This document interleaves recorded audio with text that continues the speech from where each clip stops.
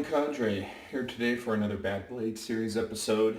I mentioned in my journal yesterday that this video might not happen because of the storm. For the record, the storm is hitting, but it is snowing hard right now. And so being out there and clearing the snow, it's going to do no good.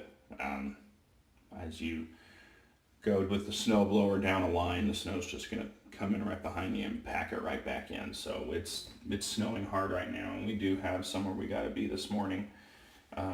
So I figured what the plan is, I'll do this, and then right before we leave, I'll just clear the section of driveway that we'll back out of in the garage and call it good. But anyways, I'm going to do a Bad Blade shave today. So software choices and hardware. I'm using CBL Madagascar Spice. The timeless razor, obviously. I've got it set up in my Captain's Choice bowl. I scooped a little bit out. I'm using a Paladin PK47 brush, my first Paladin, and also its first use. And they sent me this. So excited about that. So let's go ahead and get this blade loaded up. This is the Rockwell razor, the white wrapper version.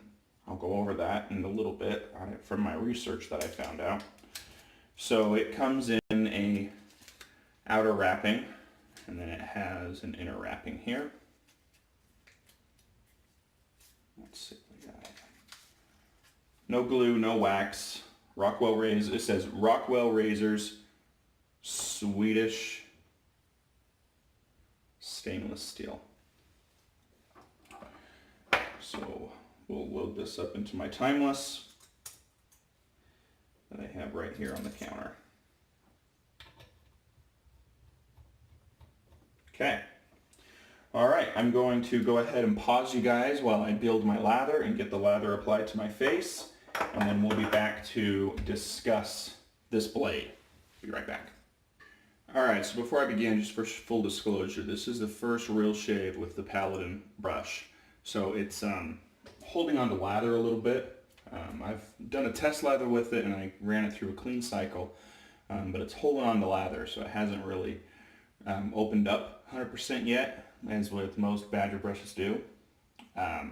So I added a little bit more product, added a little bit more water while building my lather, and so I've got it more to the thin, super slick stage. So it's not quite at the thick stage that I usually shave with, but it is super slick and it's going to be just fine for a DE shave. It'd be perfect for a straight shave too, to be honest with you. I know on camera you guys are probably used to seeing a little bit thicker lather. I purposely got it to the thinner lather stage today because the brush was hogging a lot of lather. But anyways, let's go ahead and get into this shave with the Rockwell razor blade. Rockwell razor blade. This is the timeless razor. Let's make that clear. Timeless razor, Rockwell blade. Those of you that have been in part of the Bad Blade series for a while know that.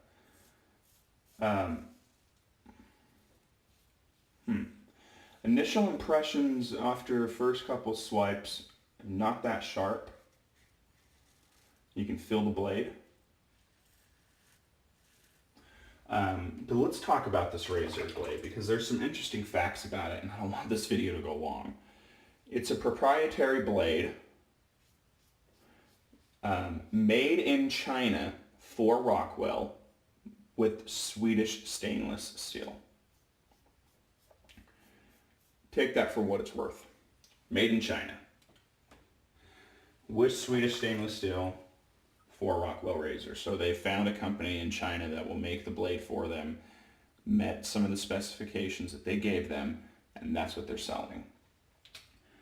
They claim also that each blade on their website, that each blade will yield, 5 to 8 shaves.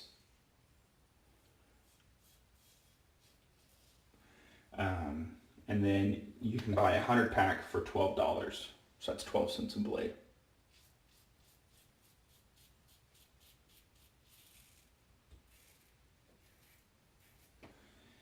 I'm not sure about it.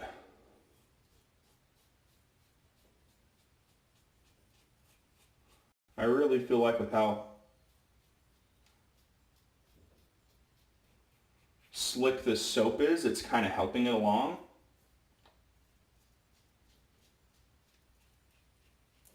Reviews are all over the place. And you really don't know what blade they're reviewing. And I'll go into that in just a second, because I am done with my first pass and I need to rinse and apply the second pass.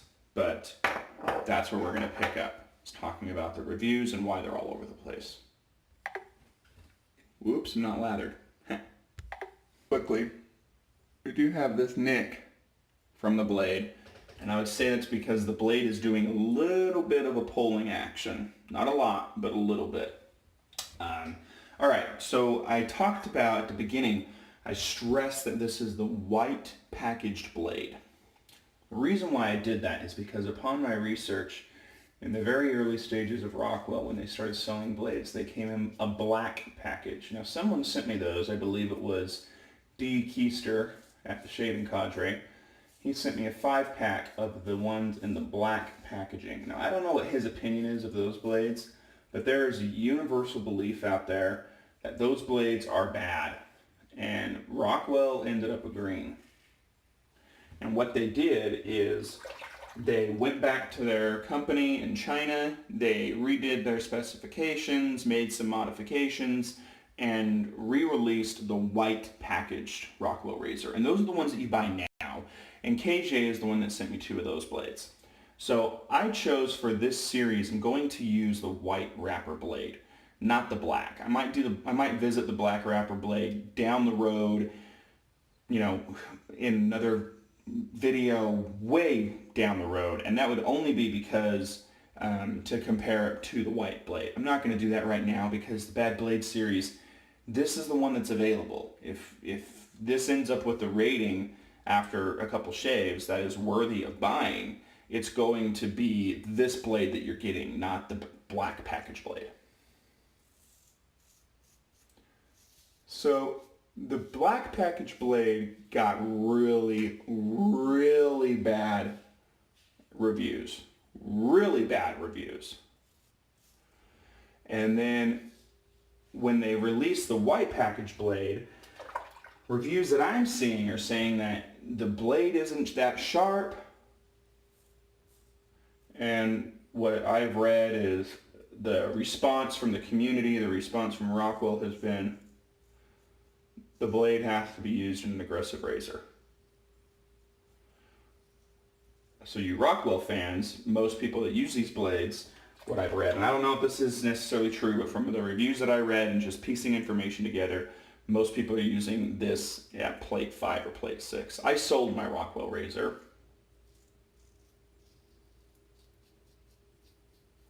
But those are definitely the more aggressive settings with it. So, you know, take that for what it's worth too. And if you have the black package blades, even the company is saying those are bad. Just an FYI. They weren't on the market for very long too. It was just in the very beginning stages and they switched to the white label blade. I need to do a cleanup pass. My neck is nowhere where I want it. My cheeks are okay. I'm going to leave them. They're like DFS Plus, so they're not BBS. Compared to the last 2 blades that I've used so far, this blade isn't in that category right now. So we'll see how it goes. So I'll be right back. Okay, so let's go ahead and see how we do with blade buffing. So I think it's safe to say Rockwell is one of the more controversial brands within the shaving community. And not because it's bad. The Rockwell razor that I have, the 6S, is a wonderful razor. It's just it wasn't getting a lot of use for me.